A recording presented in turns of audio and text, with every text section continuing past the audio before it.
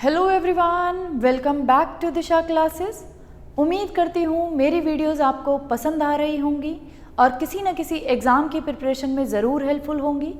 आज हम डिस्कस करेंगे चैप्टर 17 पार्ट 25। चैप्टर 17 हमारा है designing and managing integrated marketing communications. इस चैप्टर के भी 24 पार्ट्स ऑलरेडी अपलोडेड हैं। अगर अभी तक आपने वो नहीं देखे तो आप हमारी मार्केटिंग की प्लेलिस्ट को विजिट कर सकते हैं। उसका लिंक मैं आपको वीडियो के एंड में भी प्रोवाइड करवा दूंगी। पार्ट 25 स्टार्ट करने से पहले एक बार हम देख लेते हैं लास्ट पार्ट में हमने क्या कवर किया था। हमने टॉपिक स्टार्ट कर रखा है developing effective communications. Effective communications को डेवलप करने का क्या प्रोसेस है। इस प्रोसेस में टोटल 8 स्टेप्स हैं। उन 8 स्टेप्स में से 6th स्टेप को हमने स्टार्ट कर रखा है। 6th स्टेप हमारा है selecting the marketing communication mix. Marketing communication mix का मतलब है कि आज के टाइम पे कंपनीज के पास बहुत सारे मेथड्स अवेलेबल हैं जिनके थ्रू कंपनी अपने कम्युनिकेशन को कंज्यूमर तक पहुंचा सकती है। अगर हम फिलिप कोटलर की बुक की बात करें तो कंपनीज के पास total 8 major modes of communication available है जिनके थ्रू वो कंज्यूमर को अपने ब्रांड या प्रोडक्ट के बारे में कम्युनिकेट कर सकती है। अगर हम इन 8 मेजर मोड्स की बात करें तो हर एक मेथड की या टूल की अपनी अपनी यूनिक कैरेक्टरिस्टिक्स हैं और अपनी अपनी कॉस्ट है। कोई कम्युनिकेशन का टूल कॉस्टली है, कोई कम्युनिकेशन का टूल इतना कॉस्टली नहीं है। इन सभी टूल्स को इस चैप्टर में हम ब्रीफली रिव्यू करेंगे। पहले भी हम इनको डिस्कस कर चुके हैं जब हमने मार्केटिंग कम्युनिकेशन मिक्स किया था। इसी चैप्टर में शायद पार्ट 3 या पार्ट 4 है उसमें, लेकिन अब फिर दोबारा से हम इनको ब्रीफली रिव्यू करेंगे और उसके बाद जो हमारे चैप्टर 18, 19 और 20 है, इन आने वाले चैप्टर्स में हम इन्हीं टूल्स को, इन्हीं मेथड्स को डिटेल में डिस्कस करेंगे। क्योंकि अब हम प्रोसेस की बात कर रहे हैं तो हमें सिर्फ ये देखना है कि भी कोई भी कंपनी इन 8 मेथड्स को तो यूज़ नहीं करेगी अपनी कम्युनिकेशन के लिए। कंपनी क्या करेगी, इन सभी मेथड्स में से 2 या 3 मेथड्स को सेलेक्ट करती है और उसे ही हमने बोला है कंपनी का मार्केटिंग कम्युनिकेशन का मिक्स। कि भी कंपनी के मार्केटिंग कम्युनिकेशन के मिक्स में कौन से टूल्स हैं। क्योंकि कोई भी कंपनी एक मेथड पे डिपेंड नहीं करती, वो क्या करती है आज के टाइम में 2 या 3 मेथड्स को कम्युनिकेशन के यूज़ करती है अपने कंज्यूमर्स तक अपने मैसेज को पहुंचाने के लिए। तो इसमें जो हमारा फर्स्ट टूल है एडवर्टाइजिंग, इसको हम डिटेल में डिस्कस कर चुके हैं, जो भी जितना भी यहाँ ब्रीफली दिया हुआ है। सेकेंड मेथड हमारा है सेल्स प्रमोशन। सेल्स प्रमोशन को भी हम डिस्कस कर चुके हैं। थर्ड और फोर्थ मेथड या टूल जो हमारा है उसको हम आज की वीडियो में कवर करेंगे। थर्ड टूल हमारा है events and experiences. Events and experiences क्या होता है। इवेंट या एक्सपीरियंस की फॉर्म में कुछ भी हो सकता है जिसको कंपनी स्पॉन्सर करती है या ऑर्गेनाइज करती है। इवेंट आपका कोई भी इवेंट हो सकता है, स्पोर्ट्स इवेंट हो सकता है, कोई आर्ट गैलरी का इवेंट हो सकता है, म्यूज़िक इवेंट हो सकता है, म्यूज़ियम का इवेंट हो सकता है, कोई जू का इवेंट हो सकता है, आई शोज़ हो सकते हैं। तो इवेंट्स एंड एक्सपीरियंसेस किसी भी फॉर्म में आप ऑर्गेनाइज या स्पॉन्सर कर सकते हैं। Events and experiences offer many advantages as long as they have the following characteristic. ये कह रहा है इवेंट्स एंड एक्सपीरियंसेस कंपनीज को बहुत सारे एडवांटेजेस या बेनिफिट्स देते हैं अगर आपके इवेंट या एक्सपीरियंस में ये कैरेक्टरिस्टिक्स अवेलेबल हैं। अगर हम कैरेक्टरिस्टिक्स की बात करें तो फर्स्ट है रिलीवेंट। रिलीवेंट का मतलब है कि भी जो भी इवेंट या एक्सपीरियंस आप ऑर्गेनाइज कर रहे हैं या चूज कर रहे हैं वो रिलीवेंट होना चाहिए, इंपॉर्टेंट होना चाहिए कस्टमर के पॉइंट ऑफ व्यू से, वो कस्टमर के टेस्ट का भी होना चाहिए। जिन टाइप के कस्टमर तक आप पहुंचना चाहते हैं आपको पता होना चाहिए कि भी उस कस्टमर के लिए क्या इवेंट या क्या एक्सपीरियंस रिलीवेंट है। अ वेल चूजन इवेंट और experience can be seen as highly relevant because the consumer is often personally invested in the outcome। ये कह रहा है अगर आप इवेंट और एक्सपीरियंस अच्छे तरीके से चूज करते हैं जो कंपनी के लिए भी रिलेवेंट है और कस्टमर के लिए भी रिलेवेंट है तो वो आपको बहुत सारे बेनिफिट दे सकता है, क्योंकि उसमें कस्टमर क्या होता है, पर्सनली इन्वेस्टेड होता है। जैसे अभी हमने देखा एडवर्टाइजिंग, सेल्स प्रमोशन, उसमें जो कस्टमर था वो पर्सनली इन्वेस्टेड नहीं था। ठीक है, उसने एडवर्टाइजमेंट देखी, ठीक है, उसने सेल्स प्रमोशन के बारे में जाना, लेकिन जब वो इवेंट में आता है तो वो इवेंट को एंजॉय करता है क्योंकि वो इवेंट उसके लिए रिलेवेंट है, उसके टेस्ट का है, उसके अकॉर्डिंग है। तो कंज्यूमर क्या होता है, इवेंट्स में पर्सनली इन्वेस्टेड होता है, और पर्सनली इन्वेस्टेड होने की वजह से वो आपके प्रोडक्ट, आपकी ब्रांड को अच्छे से जानता है। दूसरा है engaging. Given their life, real time quality, events and experiences are more ऑफनली एंगेजिंग फॉर कंज्यूमर्स। ये कह रहा है अगर हम इनकी इवेंट्स की बात करें तो इवेंट्स में कंज्यूमर जो है वो एक्टिवली एंगेज होता है। क्यों एक्टिवली एंगेज होता है? क्योंकि उसमें वो रियल टाइम क्वालिटी को देखता है, वो लाइव उन चीज़ों को फील करता है। जब कोई कस्टमर आपके एडवर्टाइजमेंट को देखता है तो वो रियल टाइम क्वालिटी को नहीं देखता आपके प्रोडक्ट या ब्रांड के बारे में, ना वो उसे लाइव देखता। लेकिन जब हम इवेंट्स की, एक्सपीरियंसेस की बात कर रहे हैं तो कंज्यूमर आपके इवेंट को अटेंड करने आया है, वहाँ वो पर्सनली उन चीज़ों को, आपके प्रोडक्ट्स को, प्रोडक्ट्स के मॉडल्स को, उनके फीचर्स को, आपकी कंपनी के बारे में बहुत सारी चीज़ें जानता है। तो अगर हम बात करें इवेंट्स एंड एक्सपीरियंसेस की तो इसमें कंज्यूमर एक्टिवली एंगेज होता है, वो रियल टाइम क्वालिटी को या लाइव प्रोडक्ट्स या कंपनी के बारे में जान सकता है। थर्ड हमारा है implicit. Events are typically an indirect soft sell. ये कह रहा है इवेंट्स जो आप ऑर्गेनाइज करते हैं या स्पॉन्सर करते हैं उसमें आप अपने प्रोडक्ट या ब्रांड के बारे में एक्सप्लिसिट तरीके से प्रमोशन नहीं करते। आप कस्टमर को अपने प्रोडक्ट या ब्रांड के बारे में सीधा नहीं बताते। आप कस्टमर को बुलाते हैं, कस्टमर आता है वहाँ इवेंट को अटेंड करने के लिए। इवेंट को अटेंड करते करते, इंजॉय करते करते वो साइड बाय साइड आपके प्रोडक्ट या ब्रांड के बारे में भी जान लेता है, उसके बारे में भी इंफॉर्मेशन गेन कर लेता है, और आप जो मैसेज कन्वे करना चाहते थे वो कंज्यूमर तक पहुँच जाता है। तो अगर हम इवेंट्स की बात करें तो इवेंट्स क्या है, इनडायरेक्ट सॉफ्ट सेल है। दो टाइप की सेलिंग होती है, एक है हार्ड सेल, दूसरा है सॉफ्ट सेल।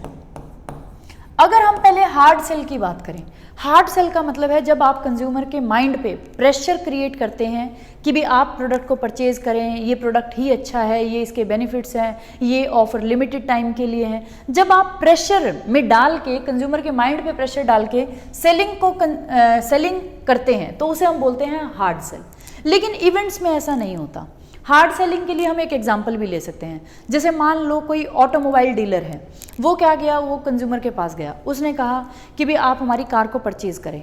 तो वो कंज्यूमर को कैसी कैसी बातें बोलेगा, ये मॉडल आखिरी है, इसके लिमिटेड पीसेस बचे हुए हैं, इस कार के लिमिटेड मॉडल है, उसके बाद अवेलेबिलिटी नहीं होगी, इसके साथ जो अभी ऑफर मिल रही है बाद में ऑफर्स नहीं मिलेंगे, या बाद में नया मॉडल आ जाएगा, ऐसा मॉडल आपको बाद में नहीं मिलेगा। तो इस टाइप का जो कंज्यूमर के माइंड पे प्रेशर डाला जा रहा है सेल करने के लिए, उसे हम बोलते हैं हार्ड सेल। क्लियर? लेकिन दूसरा है सॉफ्ट सेल। सॉफ्ट सेल का मतलब है कि भी आप कंज्यूमर के माइंड पे कोई भी प्रेशर नहीं डाल रहे प्रोडक्ट को बाय करने के लिए, उसे बोलते हैं हम सॉफ्ट सेल। और जो इवेंट्स हैं उसमें सॉफ्ट सेलिंग ही होती है, क्योंकि कंज्यूमर इवेंट को अटेंड कर रहा होता है, वो साइड बाय साइड आपके मैसेज को लेता है, रिसीव करता है, लेकिन आप वहाँ फोर्सफुली, मतलब कंज्यूमर के माइंड के ऊपर कोई भी प्रेशर नहीं डालते प्रोडक्ट को बाय करने के लिए। तो एक तो बात हो गई कि भी ये सॉफ्ट सेलिंग है। दूसरा है इनडायरेक्ट, क्योंकि यहाँ इवेंट्स को जब वो अटेंड करने आता है तो इवेंट में डायरेक्टली आप अपने प्रोडक्ट का प्रमोशन नहीं कर रहे होते, डायरेक्टली आप अपने प्रोडक्ट के बारे में कम्युनिकेशन नहीं कर रहे होते। इनडायरेक्टली हम कंज्यूमर को एंगेज करके अपने इवेंट में, और फिर उसकी अटेंशन को अपने प्रोडक्ट या ब्रांड की तरफ लेके जाते हैं। तो इवेंट्स के थ्रू जो हमारी सेलिंग होती है वो सॉफ्ट सेलिंग और इनडायरेक्ट सॉफ्ट सेलिंग होती है, जिसमें हम डायरेक्टली कंज्यूमर को अपने प्रोडक्ट या ब्रांड के बारे में नहीं बताते, मैसेज कन्वे नहीं करते, इनडायरेक्टली उसे हम अपने प्रोडक्ट या ब्रांड के बारे में कन्वे करते हैं और सॉफ्ट सेलिंग का काम करते हैं। कोई भी प्रेशर उसके माइंड पे नहीं बनाते प्रोडक्ट्स को बाय करने के लिए। ये था हमारा third, events and experiences. Fourth method हमारा है public relations and publicity. Public relation जो आपके जनरल पब्लिक के साथ जैसे रिलेशंस आप बनाते हैं, उसके थ्रू भी आप अपने प्रोडक्ट का, ब्रांड का मैसेज कन्वे कर सकते हैं। या पब्लिसिटी स्टंट्स होते हैं, आपने सुना भी होगा, कोई भी सेलिब्रिटी अगर कुछ भी कर देता है तो हम बोलते हैं ये पब्लिसिटी गेन करने के लिए इसने ऐसा स्टंट किया है। तो बात करते हैं public relations and publicity. Marketers tend to underuse public relations, yet a well thought out program coordinated with other communication mix elements can be extremely effective, specially if a company needs to challenge the consumers misconceptions. ये कह रहा है आज के time पे जो marketers हैं वो पब्लिक रिलेशंस को अंडर यूज कर रहे हैं, वो इसका ज़्यादा यूज़ नहीं कर रहे। उन्हें लगता है पब्लिक रिलेशंस इतना इफेक्टिव मेथड नहीं है कम्युनिकेट करने का या अपने कम्युनिकेशंस को कंज्यूमर तक पहुंचाने का। तो मार्केटर्स जो पब्लिक रिलेशंस की यूज़ है उसको अंडर यूज़ करते हैं, उसको इतनी वैल्यू नहीं देते, इंपॉर्टेंस नहीं देते। लेकिन yet a well thought out programme, लेकिन अगर आप एक पब्लिक रिलेशन का well thought out, well planned अगर एक प्रोग्राम कोऑर्डिनेट करते हैं आपके अदर कम्युनिकेशन मिक्स के एलिमेंट्स के साथ, मतलब जैसे आपने एडवर्टाइजिंग कर लिया, एडवर्टाइजिंग के साथ अगर आप कोई पब्लिक रिलेशन का प्लान या प्रोग्राम भी प्लान करके यूज करते हैं, कैन बी एक्सट्रीमली इफेक्टिव। तो वो बहुत ज़्यादा इफेक्टिव हो सकता है, स्पेशली अगर कंपनी अपने कंज्यूमर के जो मिसकंसेप्शंस है उनको चैलेंज करना चाहती है। यहाँ कह रहा है अगर आपके कंज्यूमर के माइंड में आपके प्रोडक्ट या ब्रांड को लेके कोई भी मिसकंसेप्शंस हैं तो आप क्या कर सकते हैं, जो आपके कम्युनिकेशन मिक्स के अदर एलिमेंट्स हैं पब्लिक रिलेशन को छोड़ के, advertising, sales promotion, mobile marketing, online and social media marketing, उनके साथ आप एक पब्लिक रिलेशन का वेल प्लान प्रोग्राम अगर लॉन्च कर दें, कोऑर्डिनेट कर दें, तो आपके कंज्यूमर्स के माइंड में जो आपके प्रोडक्ट या ब्रांड को लेके मिसकंसेप्शन है आप उसको भी दूर कर सकते हैं। तो यहाँ से हम देख सकते हैं कि भी पब्लिक रिलेशंस की क्या इंपॉर्टेंस है। आज के टाइम पे मार्केटर को लगता है कि पब्लिक रिलेशंस का इतना यूज नहीं है, पब्लिक रिलेशंस इतने इफेक्टिव नहीं है, लेकिन अगर पब्लिक रिलेशंस का कोई अच्छे से प्लान किया हुआ प्रोग्राम आप अपने अदर कम्युनिकेशन मिक्स के एलिमेंट के साथ कोऑर्डिनेट करेंगे तो आपके कंज्यूमर के माइंड्स में जो मिसकंसेप्शन है आप उसको खत्म कर सकते हैं। The appeal of public relations and publicity is based on 3 distinctive qualities। ये कह रहा है आपके पब्लिक रिलेशन या पब्लिसिटी में 3 क्वालिटीज होनी चाहिए। पहली क्वालिटी क्या है? High credibility. News stories and features are more authentic and credible to readers than ads. ये कह रहे हैं पहली बात तो है हाई क्रेडिबिलिटी। आपकी जो पब्लिसिटी या पब्लिक रिलेशंस के प्रोग्राम्स होते हैं वो हाईली क्रेडिबल होते हैं, लोग उन पे ज़्यादा ट्रस्ट करते हैं एज कंपेयर टू एड्स। आपके बारे में अगर कोई अच्छी न्यूज़ आई है न्यूज़पेपर में, किसी आर्टिकल में, किसी न्यूज़पेपर वाले ने छापी है, मैगजीन में, न्यूज़ स्टोरीज या जो फीचर्स वो लोगों को ज़्यादा ऑथेंटिक लगते हैं, ज़्यादा क्रेडिबल लगते हैं as compare to ads. Ads में कंज्यूमर को लगता है कि भी कंपनी अपने ही प्रोडक्ट की अच्छी बातें बता रही है, लेकिन अगर आपकी कोई न्यूज़ स्टोरी पब्लिसिटी की टाइप में या कोई फीचर्स की फॉर्म में आती है तो वो ज़्यादा कंज्यूमर्स को ऑथेंटिक और रिलायबल लगती है। दूसरा है ability to reach hard to find buyers. ये कह रहा है कुछ बायर्स तो ऐसे होते हैं जिन्हें हम इजीली रीच कर लेते हैं, जो मीडिया से कनेक्टेड हैं, जो मीडिया में इन्वॉल्व हैं, जो एडवर्टाइजिंग या हमारी जितने भी हम चीज़ों के थ्रू अपनी एडवर्टाइजिंग कर रहे हैं वो उनको देखते हैं। लेकिन कुछ बायर्स ऐसे होते हैं जो मीडिया के साथ इतने ज़्यादा इन्वॉल्व नहीं होते, उन्हें हम बोलते हैं hard to find buyers. Public relations can reach prospects who prefer to avoid mass media and targeted promotion.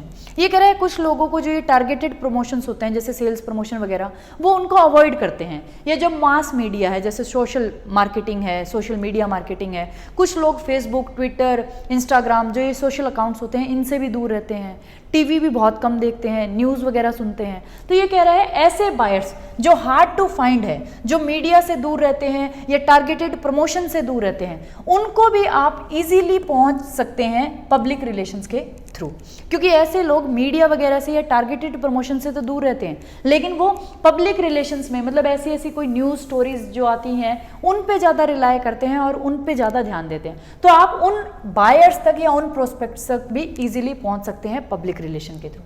Third है dramatisation. Public relations can tell the story behind a company, brand और product. ये कह रहा है जो हमारी public relations के programmes होते हैं या पब्लिसिटी के लिए कोई भी न्यूज़ स्टोरीज वगैरह होती है उसमें वो आपके प्रोडक्ट या ब्रांड के बारे में बात नहीं करते कि भी वो आपके फीचर्स दिखा रहे हैं, आपके बेनिफिट्स दिखा रहे हैं, उसमें वो पब्लिक रिलेशंस के थ्रू एक स्टोरी बताते हैं कि भी आपकी कंपनी के पीछे क्या स्टोरी है, the story behind your company, brand और प्रोडक्ट, जिससे कंज्यूमर को पता चलता है कंपनी क्या है, ब्रांड क्या है, उसका प्रोडक्ट क्या है। तो इससे आपको देखें कि भी आप डायरेक्टली मीन्स ऐसा नहीं है कि भी आप डायरेक्टली न्यूज़ स्टोरीज वगैरह में आपके प्रोडक्ट या ब्रांड के बारे में फीचर्स बता रहे हैं, बेनिफिट्स बता रहे हैं, उसके यूजेस बता रहे हैं। आप क्या करते हैं, पब्लिक रिलेशंस के थ्रू जो आपकी कंपनी, आपकी ब्रांड या आपके प्रोडक्ट के पीछे की स्टोरी है उसको लोगों तक पहुंचाते हैं कि भाई कैसे आपको आइडिया आया ये कंपनी स्टार्ट करने की, ये प्रोडक्ट स्टार्ट करने की, कैसे आपने इस प्रोडक्ट को डिज़ाइन किया। तो पब्लिक रिलेशंस ज़्यादा इफेक्टिव हैं जहां आपके कंज्यूमर्स के माइंड में मिसकंसेप्शंस हैं। तो उन मिसकंसेप्शंस को दूर करने के लिए पब्लिक रिलेशन और पब्लिसिटी सबसे बेस्ट है, इफेक्टिव है, ये हम कह सकते हैं। ये इसके साथ हमारे 4 टूल्स कम्युनिकेशन के कवर हो गए हैं जो मार्केटिंग कम्युनिकेशन मिक्स के पार्ट होते हैं। 5th, 6th, 7th और 8th को हम नेक्स्ट वीडियो में कवर कर लेंगे। उसके बाद हमारा 6th स्टेप भी कंप्लीट हो जाएगा। और 6th स्टेप यही कहता है कि भी इन टूल्स में से सभी टूल्स को तो कंपनी यूज़ नहीं कर सकती अपनी कम्युनिकेशन के लिए, क्योंकि हर एक कंपनी का लिमिटेड मार्केटिंग कम्युनिकेशन का बजट होता है, लिमिटेड उसके पास फंड्स होते हैं। तो इसीलिए कंपनी को क्या करना है, जब उसने अपना बजट सेट कर लिया, अब उसको अपने कम्युनिकेशन मिक्स के टूल्स को सेलेक्ट करना है किन के थ्रू वो कंज्यूमर तक पहुंचेगी। इन 8 टूल्स में से कंपनी 2, 3, 4 जितनी भी उसकी एबिलिटी है या जितना उसको सही लगता है उन टूल्स को सेलेक्ट करके अपना मार्केटिंग कम्युनिकेशन मिक्स को तैयार कर सकती है। क्लियर? अगर आपको मेरी वीडियोस में कोई भी डाउट होता है तो आप मुझे कमेंट बॉक्स में कमेंट कर सकते हैं। Thank you for watching Disha classes. और आप सभी व्यूअर्स से बस एक ही रिक्वेस्ट है, प्लीज़ वीडियोस को ज़्यादा से ज़्यादा शेयर कर दो। अगर अभी तक आपने चैनल को सब्सक्राइब नहीं करा तो प्लीज़ चैनल को भी सब्सक्राइब कर लें ताकि दिशा क्लासेस की आने वाली वीडियोस आपको मिलती रहें। और इन रिटर्न सिर्फ एक ही चीज़ आपसे एक्सपेक्ट करती हूँ कि मैं आपके लिए ऐसा कंटेंट लेके आती हूँ फिलिप कोटलर का जो आपको पूरे यूट्यूब पे किसी भी चैनल पे नहीं मिलेगा। मैं गारंटी देती हूँ कि यूट्यूब पे कोई भी ऐसा चैनल नहीं है जो फिलिप कोटलर को लाइन टू लाइन ऐसे कवर करवा रहा हो। तो इन रिटर्न सिर्फ एक ही चीज़ मांगती हूँ मेरे व्यूअर्स से, प्लीज़ वीडियोस को ज़्यादा से ज़्यादा शेयर कर दिया करो और चैनल को सब्सक्राइब करें। Thank you for watching Disha classes and supporting Disha classes.